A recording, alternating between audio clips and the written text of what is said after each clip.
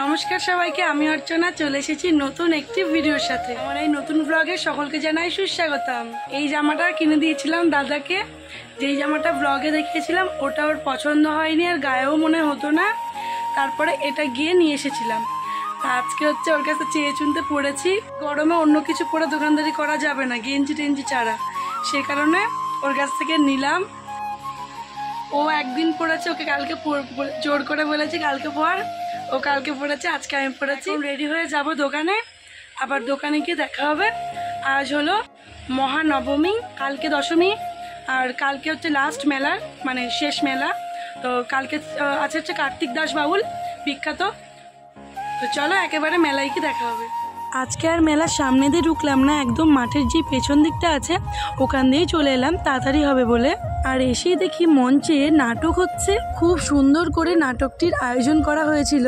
পাশের পাড়ারই একটা দিদি পুরো ব্যাপারটা অর্গানাইজ করেছে, আর সবাই কি সুন্দর করে সেজেছে না। যাই দোকানে যাই, আমার তো আর এইসব অনুষ্ঠান দেখলে চলবে না, কারণ মা অনেকক্ষণ ধরে আছে, মাকে ছাড়তে হবে। মা যাবে বাড়িতে রুটি বানাতে আর একটু ফ্রেশ হতে। আগের ব্লগে যাকে দেখিয়েছিলাম না যে আমাকে মেরে পালিয়েছিল, ও এসছে আবার পড়াতে গেছিল, ফেরার পথে আমাকে দেখে আবার আসলো জ্বালাতে। না না তেমন কিছু না, আমি বললাম একটু দাঁড়িয়ে যা, তারপর একটু আচার দিলাম, খেলো আর বললো এখন বাড়ি যাই, পরে রেডি হয়ে আসছি একবারে। যখনই দোকানে আসি না কেন আমার প্রধান কাজই হয় দোকানটা ভালো করে মুছে পরিষ্কার করা। আজকেও তার ব্যতিক্রম হয়নি।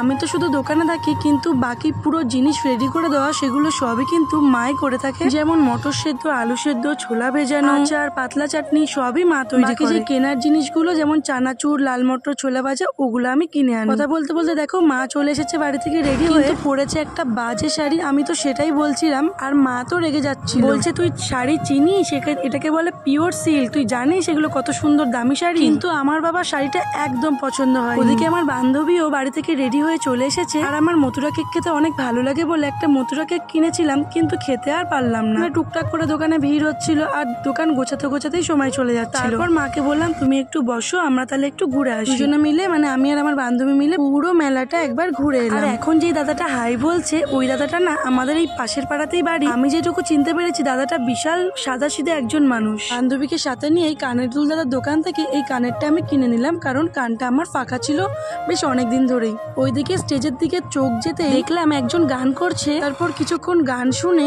মাঠের সামনেই একটা বাড়িতে, মানে নিমাই দাদুর বাড়িতে চলে এলাম রাতের খাবারটা খেয়ে নিতে। আর ওই শয়তান ছুরি আমাকে বলছে তাড়াতাড়ি কর, গান টান শেষ হয়ে গেল। আর আমিও সে স্পিডে খাওয়া দাওয়া করছি, যে আমি বলছি তোর শান্তি হচ্ছে তো, এবার গলায় বেঁধে মরলে কিন্তু তোর দোষ হবে, তোর নামে আমি কেস করবো। ও বলছে মরে গেলে কেসটা করবি কি করে। খাওয়া দাওয়া শেষ করে আবারও স্টেজের দিকে যেতে গিয়ে পাড়ারই দুই বৌদির সাথে দেখা হয়ে গেল। আর আজকের আমাদের মূল আকর্ষণ স্টার জলসা খ্যাত উৎপল দে, তিনি কিন্তু গান শুরু করে দিয়েছে। পায়েলকে দেখো কত সুন্দর লাগছে না। আর এখন যাকে দেখছো সেটা হচ্ছে আমাদের পাশের বাড়ি কেয়া কাকি, মানে একজন সুবিখ্যাত সিঙ্গার কেয়া মজুমদার।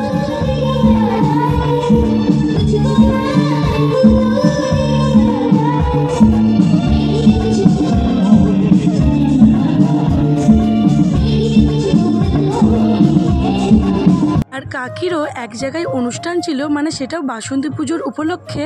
কাকি সেখান থেকেই সরাসরি মেলাতে চলে এসেছে, তাই দুজনে মিলে মেলাটা ঘুরলাম। আর কাকি আমাকে জোর করে একটা কানের কিনে দিল, নিজেও কিনলো, সাথে আমাকেও কিনে দিল।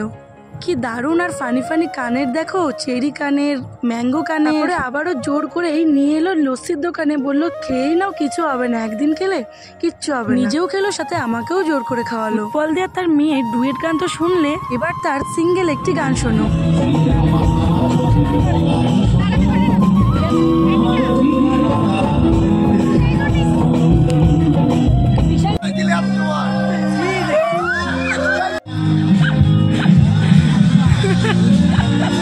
আর এদিকে দেখো লাল শাড়ি পইরা এই গানটা শুনে এদের কি অবস্থা। এদের বলতে শুধু অমিত দা একেবারেই কান্না করে ফেলেছিল। আর এই শয়তানটা সবাইকে আইসক্রিম খাইয়েছে, আমি খাবো না বলে আমাকে আবার মথুরা কেক কিনে দিল। আমিই বলেছিলাম যে মথুরা কেক খেতে ভালো লাগে, তাই কিনে দিচ্ছিল।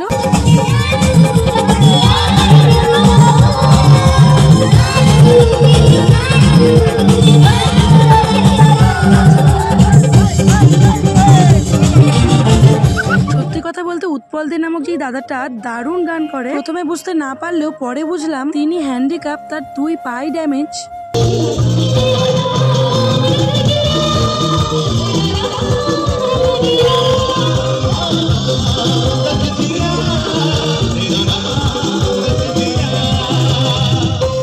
আশা করি সকলে দেখে বুঝতেই পারলে সবাই খুব মজা করেছে আর খুব সুন্দর গানের অনুষ্ঠান হয়েছে। সবশেষে সবার রিকোয়েস্টেই উৎপল দে এবং কেয়া কাকির একটা ডুয়েট পারফরমেন্স হলো। আর এখন বাজে প্রায় 12:30 মতো, আমরা গাড়ি নিয়ে বেরিয়ে পড়েছি বাড়ি যাওয়ার জন্য। প্রীতিদি দাঁড়িয়েছিল, তা ওকে বললাম নে একটা ভিডিও করেই দে। আসলে সবাই খুব আসছিলাম, মানে হেঁটে হেঁটে আর বাড়ি আসতে পারছিলাম না, তাই গাড়িতে উঠেই বসে গেছিলাম, কিন্তু গাড়ি চালাতেও পাচ্ছি না, তাই সবাই অত হাসছে। চলো এখন সবাইকে টাটা করে বাড়ির দিকে যাওয়া যাক। দেখা হবে নতুন কোনো ভিডিওর সাথে। আজকের মতো টাটা।